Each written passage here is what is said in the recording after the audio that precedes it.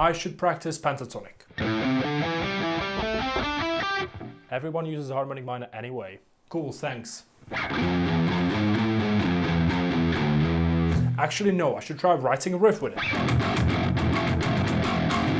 Actually, oh man, I don't know! If you feel like your practice is all over the place with no structure in place, then in today's video I'm going to show you how you can create for yourself a guitar practice routine that isn't just highly optimized, but mainly transformational, as you will finally get crystal clear on your goals and thanks to it start making noticeable improvements.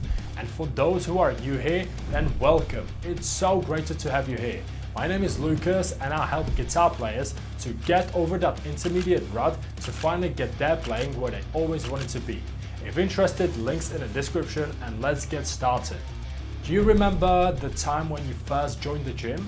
One of the first things you get is a clear plan, right? You know exactly how many times a week you need to be there, what you're focusing on every single day, and how many sets or reps you need to do for every single exercise. The weights you're using, everything is crystal clear. However, for many of us, approaching guitar practice can sometimes feel like showing up at the gym without a plan. Imagine getting to the gym, wandering around and randomly picking exercises based on what others are doing around you. You might start with squats because someone nearby is doing them, then jump to triceps because hey, someone else is working on that. This approach is chaotic, lacks system and accountability, and most crucially, it doesn't track anything. The result, pure inconsistent progress. So how do we fix this? How do we create a guitar practice routine that is foolproof and generates absolutely insane results? The first step is to understand that we all have different goals when it comes to our musical journey. And it's important to acknowledge that and stay true to them. Otherwise, it's like wanting to gain muscles but instead following a weight loss program. So stay true to your goals. If your goal is to shred, then you don't need to listen to anyone else telling you need to, for example, start with blues first so you can properly understand the origins of guitar playing. None of that.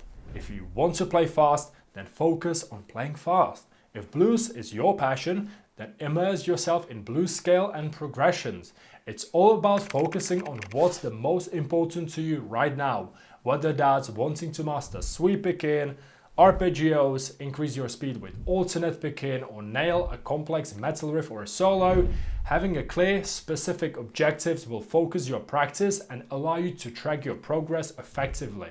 And in order to not get overwhelmed, try to break these goals into manageable tasks. For example, if you're aiming to improve your sweep picking, start by isolating the technique in slow motion over 3 strings, ensuring each note rings clear and your hand synchronization is flawless.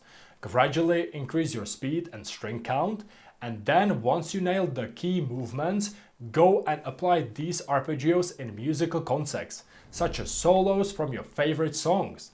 Another very important aspect is time management. Structure your practice session to include a variety of exercises. First, get clear what's the time frame you can allocate to guitar every single day, whether that's 60 minutes or 30 minutes. You want to be consistent with it every single day. From there, you work your way down, split the allocated time into 2 sections, and those sections into other 2 if needed. Any guitar routine should include any of these 4: theory, technique, songwriting, or practicing your favorite songs. And then you give each of those blocks a set time based on what makes you the most excited when it comes to the guitar. I only spend on certain exercises maximum 5 to 10 minutes to prevent hitting the point of diminishing return, because I'm sure you know those moments when you're trying to get an exercise down and all of a sudden 2 hours pass by. Things do take time. It's the same thing as going to the gym. Never doing a deadlift before and saying I'll be deadlifting until I hit 100 kg. That's not going to happen. Things do take time. So just spend less time on those exercises and make sure you show up every single day, as consistency is your biggest friend here. It's better to practice diligently for 30 minutes every single day rather than trying to cram in few hours every now and then.